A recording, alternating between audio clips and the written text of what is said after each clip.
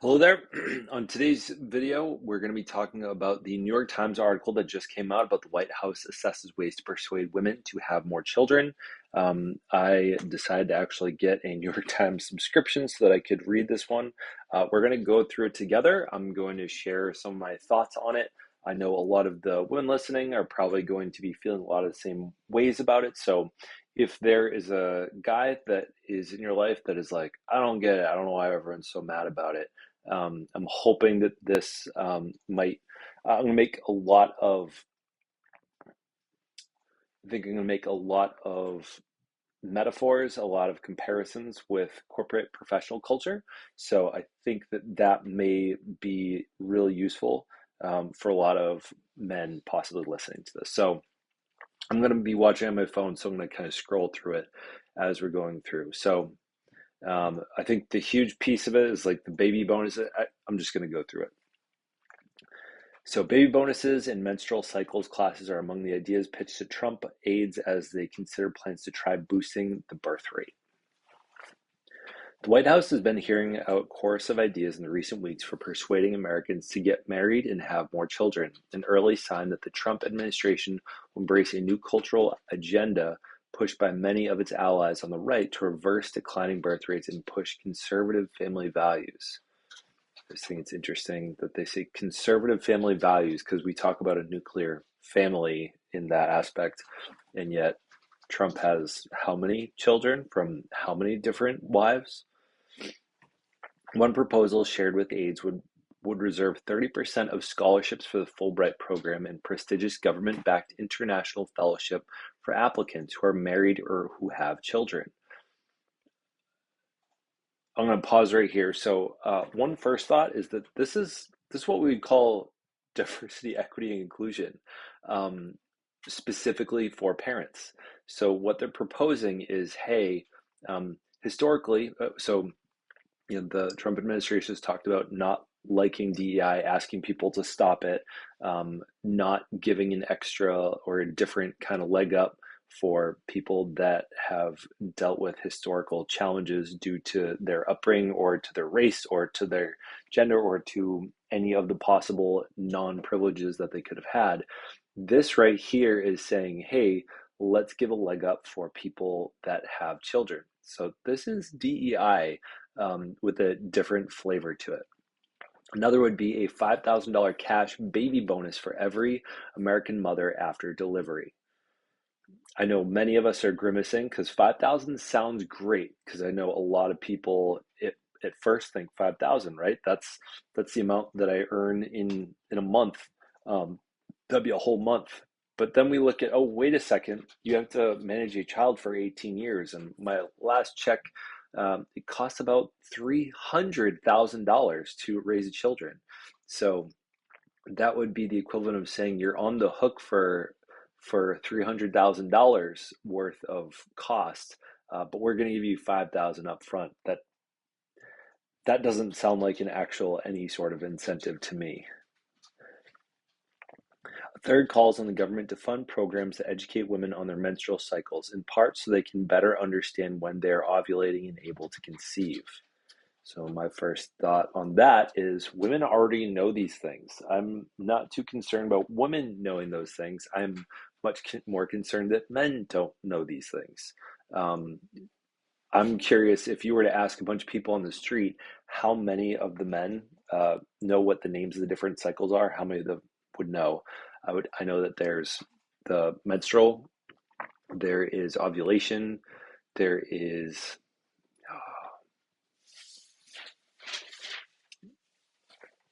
nope, I can't remember off the top of my head.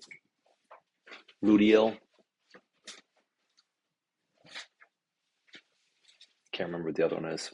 See, I don't know this, but I guarantee that if you ask a pool of men and a pool of women, the women know a lot more than guys do. It's going to come to me halfway through this video. Those ideas and others are emerging from a movement concerned with declining birth rates has been gaining steam for years and now finally has allies in the U.S. administration, including Vice President J.D. Vance and Elon Musk. Policy experts and advocates of boosting the birth rate have been meeting with the White House aides, sometimes handing over written proposals on ways to help or convince women to have more babies, according to 4 people who have been a part of the meetings who spoke on the condition of anonymity to discuss private conversations. Administration officials have not indicated what ideas, if any, they might ultimately embrace, but advocates express confidence that fertility issues will become a prominent piece of agenda, knowing that President Trump has called for a baby boom and pointing to the symbolic power of seeing Mr. Vance and other top officials attend public events with their children. I just think this administration is inherently pro-natalist, said the activist Simone Collins, referring to the movement to reverse declining birth rates.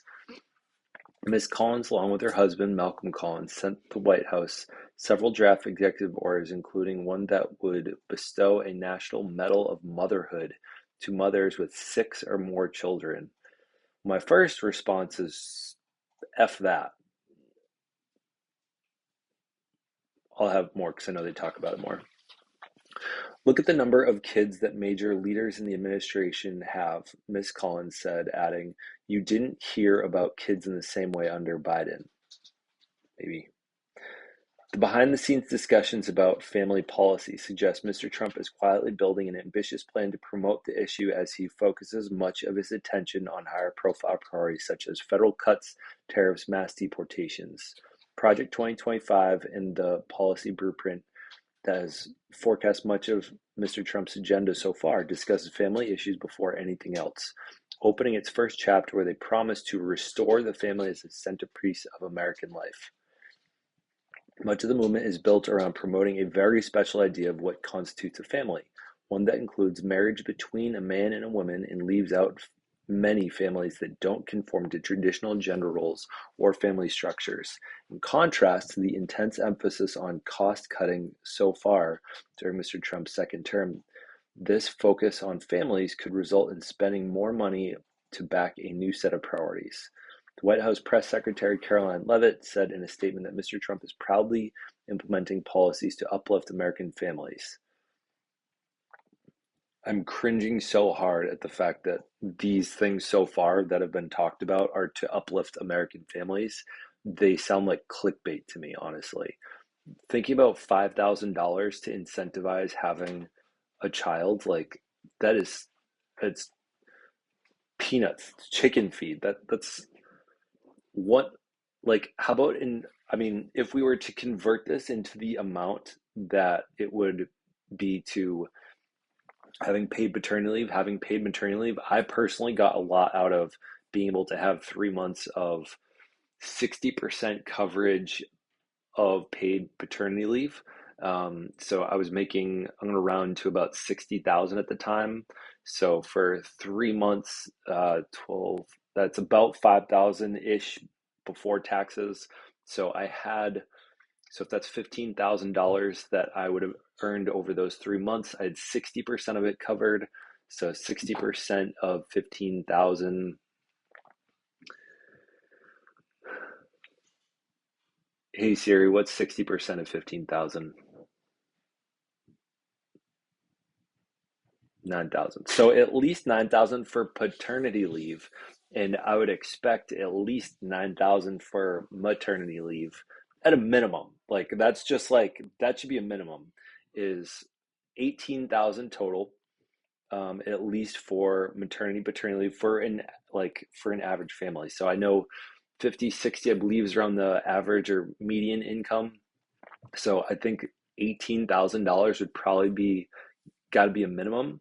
And I think if we were to look at other countries like Canada that I think have 9 to 12 months, you would want to take and we're only talking about 60%. We're not talking about 100%. I think you would have to look at things much larger than that. I'm not as concerned about families having the $300,000 that it costs to have a child for those years. But I think if we were to just look at trying to come up with like an average cost of what maternity or paternity leave looks like, I think we could do some math to get a better idea of what that is. As I'm saying this, I'm realizing if any of you have listened to me enough, I do a lot of audio processing. So part of what I'm thinking and talking through here is probably going to make for a great short form video afterwards. The president wants America to be a country where all children can safely grow up and achieve the American dream. She added, as a mother myself, I'm proud to work for a president who is taking significant action to leave a better country for the next generation. Well, Mr. Trump, Mr. Vance, and Mr. Musk have cultivated the movement by publicly highlighting issues related to family policy and pronatalism. Both in the lead up to the election and since Mr. Trump took office, speaking in a crowd in January at the March for Life and anti-abortion rally, Mr. Vance said he wanted more babies in the United States of America and more beautiful young men and women to raise them. Last month, Mr. Trump pledged the fertilization precedent. Gross. I want to speak real quickly to abortion on this piece. So, by taking away effectively abortion for a ton of women, especially in more southern states, what you've just done is you've said, hey, for those of you that were feeling protected, that if something bad were to happen as you were to go through pregnancy, that you have a safe, effective way to abort the pregnancy if something bad were to happen. You just said, you know what? Let's make it a little dicey. Let's make this bridge. Let's take, if we're thinking about a bridge for a safe, healthy child, like let's take out a bunch of possible safeguards for them to be able to know that that is going to be a safe experience. So you would need to really, if you want it to really be pronatal, so you really want it to be pro-life, like, and you want women to want to feel safe having children, you need to bring much better healthcare for the people that have completely lost it and or lost trust in the people in their communities, in their states, to protect them well. When we see, I believe it was a doctor, I forget what state she was in, but there was a doctor that provided a abortion for a very young girl that was raped, and they had her license taken away. If we think that that is going to give women a more safe experience around having children, you got to be insane. It's gross to think that they're calling that a pro-life march when it's a huge reason why birth rates are going down, because why would anyone feel safe when they don't have decent safeguards for if things were to not go well?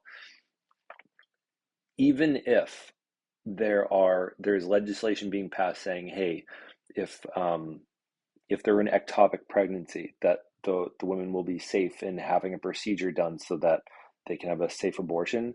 The doctors are not clear on that. What we're seeing in the media is that there is lack of clarity of what is legal and what's not legal, which leads to a not safe experience for women that will be carrying babies. So I think a huge part of it is going to be emotions, like the emotions that women feel about possibly having children and or having safe experiences going through that. Like you need to be able to create safety for that. And that's having paid leave, that's having safe abortion availability. Um, we'll keep going.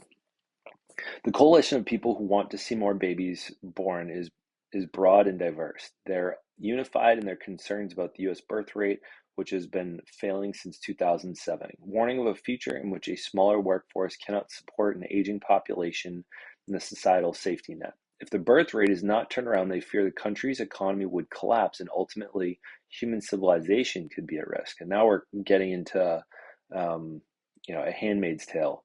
So it's interesting talking about a social safety net, which that is all the invisible labor that children do for their parents as they start aging.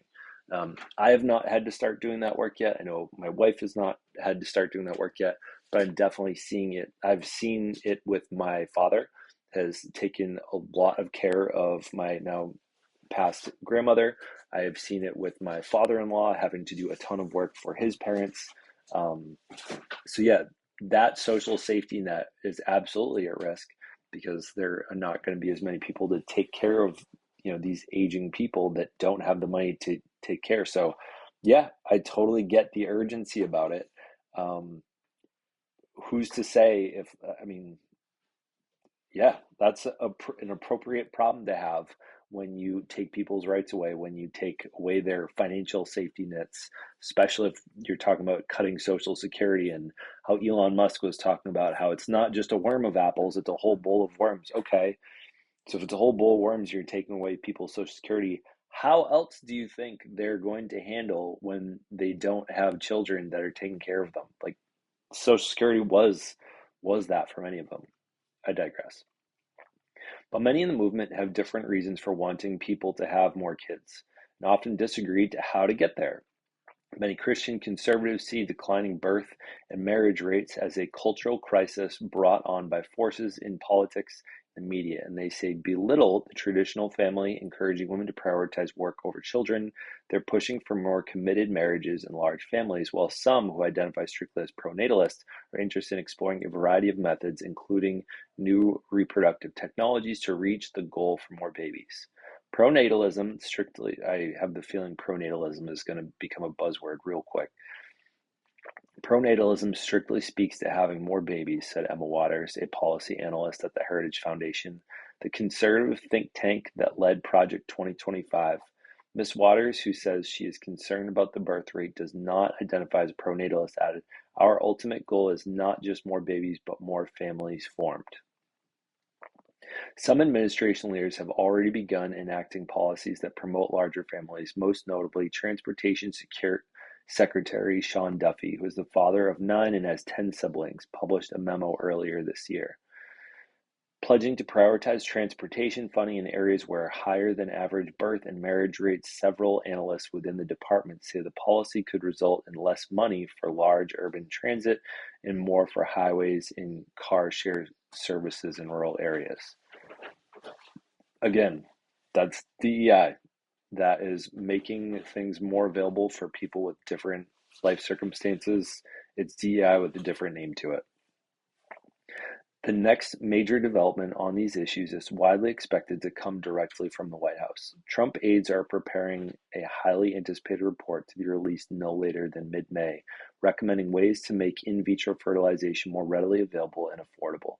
The White House pledged to produce the document in a February executive order reaffirming the president's commitment to lowering the cost of IVF, a promise Mr. Trump made on the campaign trail without offering a specific policy details on how he would do so. Discussions around what should be contained in the report have highlighted divisions within the pro-family and pronatalist movement, according to several advocates involved in the conversations. While some in the movement, including Mr. Musk, who has fathered multiple children through in vitro fertilization, are extremely supportive of IVF, many anti-abortion Christian conservatives have serious misgivings about the procedure, which fertilizes a woman's egg outside of the body and often leads to the loss of human embryos. I remembered it. No, I didn't remember it. Follicular phase? Nope, that's not it. The Trump administration is listening to a lot of different ideas and soliciting input on all of this, said Lyman Stone, who is the director of the Pronatalism Initiative at the Institute for Family Studies and has pitched several policy ideas to the White House. I think they're still having a conversation about what they want to do. The most ambitious plans for family formation will not materialize right away. Many movement leaders said that is partially because while other countries have tried a variety of approaches, it's not yet clear what kind of policies will best incentivize people to have more babies, or whether those kinds of policy incentives are effective at all. Many ideas, like an expanded child tax credit or a baby bonus, would require an act of Congress. The Heritage Foundation has been researching the question for over 2 years. What do you have to research? It's so... Ugh.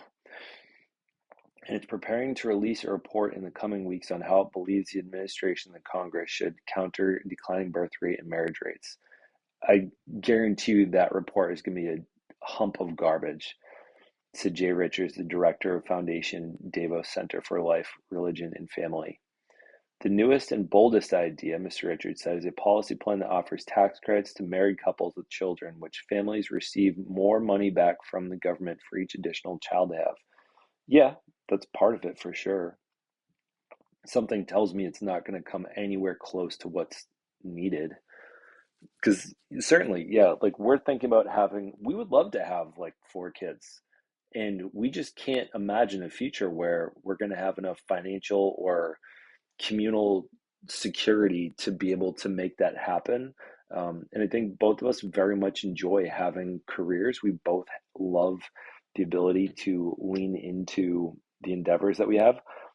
I've talked before, and I will say it again, is I would be happy to be, yeah, I'd still say this. I'd be happy to be a stay-at-home dad. If Alyssa was loving her career and she wanted to do that and she were crushing it and we were financially secure in that, I can't imagine her actually wanting to do that, but um, like that's something I would enjoy. I would enjoy not having to work and having financial security. And I don't think that given the way that Alyssa and I operate, that would be doable for either of us because I think we both really like being hands-on.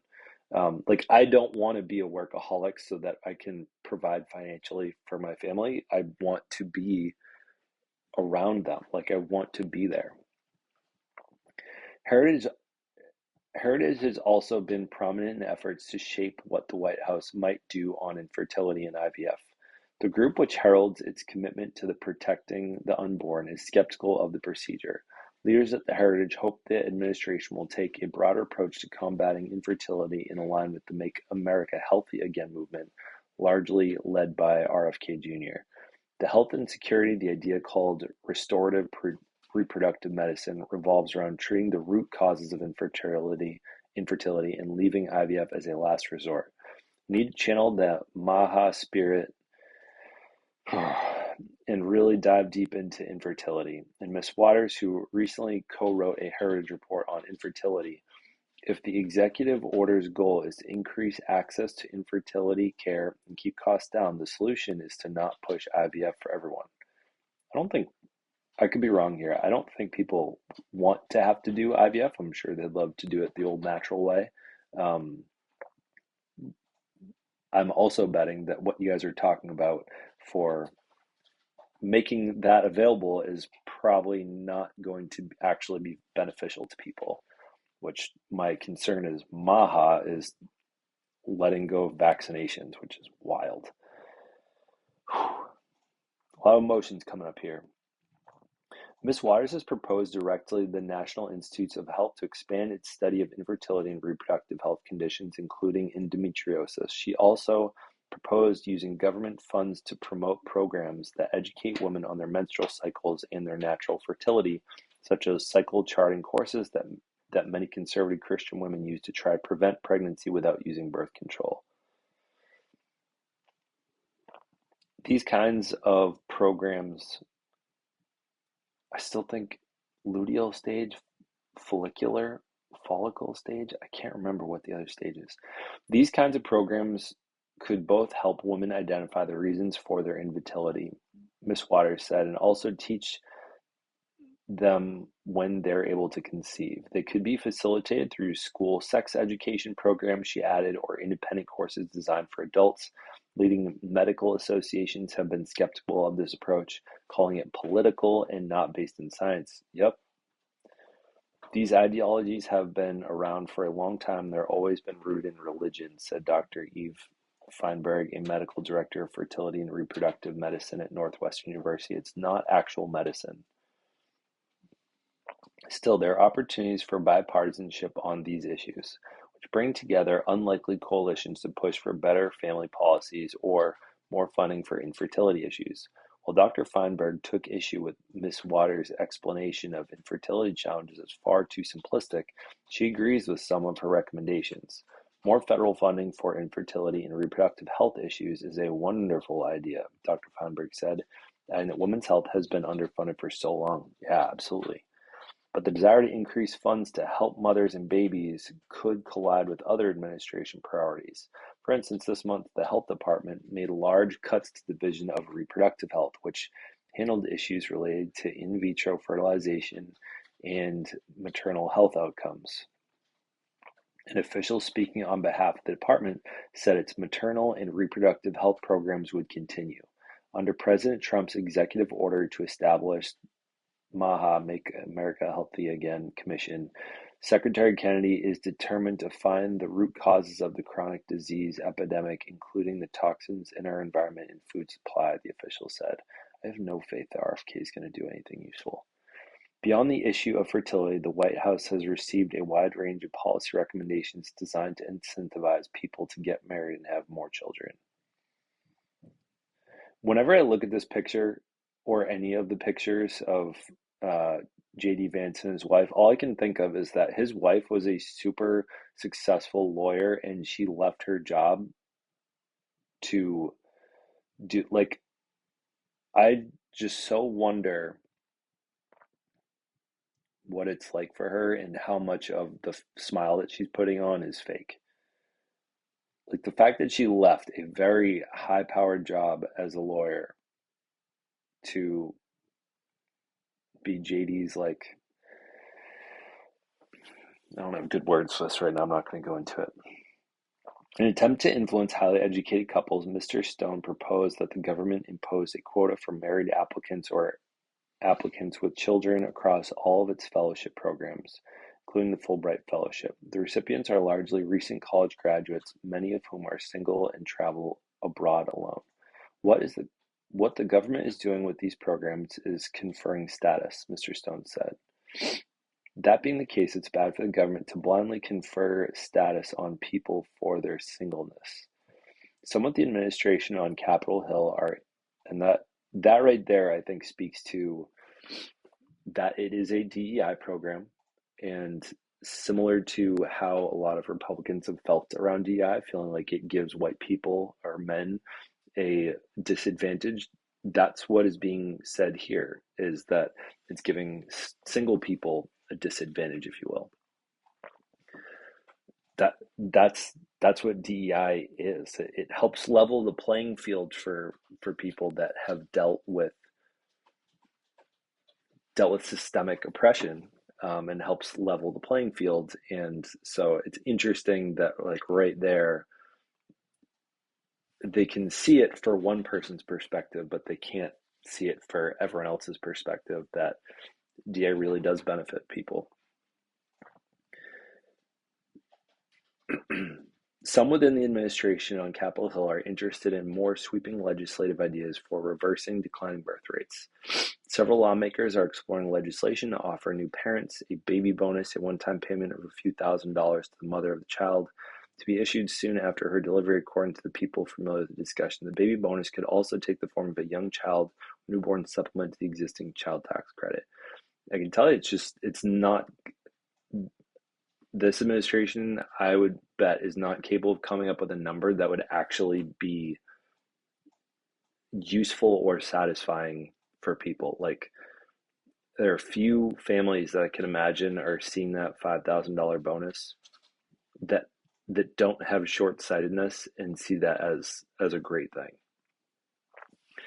Mr. Trump himself weighed in on the issue at the Conservative Political Action Conference 2023 with a statement that has become a rallying cry for many in the movement. We'll support baby booms and we'll support baby bonuses for a new baby boom, Mr. Trump said. I want a baby boom. Well, Mr. Trump, and to the folks in your administration, so let's do some math. So I'm going to look it up real quick. What is the average salary for in America? We're going to do some round numbers here. So 63,000, we're going to round to 60. So we identified that 3 months comes out to about $15,000 for one person. So if we were to do 3 months of completely paid paternity maternity leave, that is a foot in the door. That's not a baby bonus. That's like, okay, you both have 3 months to figure your stuff out. And like, whether there's maternity leave or paternity, like, that would be effectively some federal maternity and paternity leave. So if we're looking at, we're just gonna stick with round numbers. So 15,000 per person. That's about $30,000 that you would need to cover. Let's say for this family. So that right there, that would be 3 months each, 6 total months at that amount of salary. So $30,000. Now that's not just a baby bonus. That's like, all right, 3 months paid leave, or money credits in that. If you want to do child tax credits, that's just it's rare. It's barely going to scratch the surface. I mean, yeah, we're paying a good amount in taxes, but like the amount that you would have to make tax free is way too much. So I'm thinking child tax credit, it's just not going to scratch enough. You would, if you wanted to do bonuses, it would be an attempt to cover a good amount of maternity and paternity leave. So I'd say 30,000, maybe 20,000 for some families would make a huge difference, but 20, 30,000 is a range that you can start logicking and mathing. That 5,000, it's not even close to enough. It's the equivalent of 1 month off, um, if it wasn't covered. I think for a lot of families, like being able to have financial financial stability when they're trying to integrate a new child into their home, like that's the challenge right there. So that would be my mathematical opinion on that, is I think you would serve a lot more people. All right, I don't need to keep talking about this.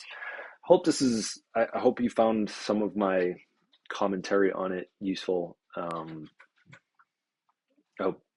hope you appreciated just being able to hear the article rather than being stuck behind the paywall. Um, yeah, hope this is helpful. Uh, if you want to discuss these things, certainly the comments are here for you. If you want to talk more about invisible labor, I'll be putting the link to my Skool community, which is what I typically talk about. But this was so on point. I feel like every one of the people that I'm friends with was commenting on this post, this New York Times article. So I definitely need to give my 2 to 3 cents on it. I hope some people found it valuable.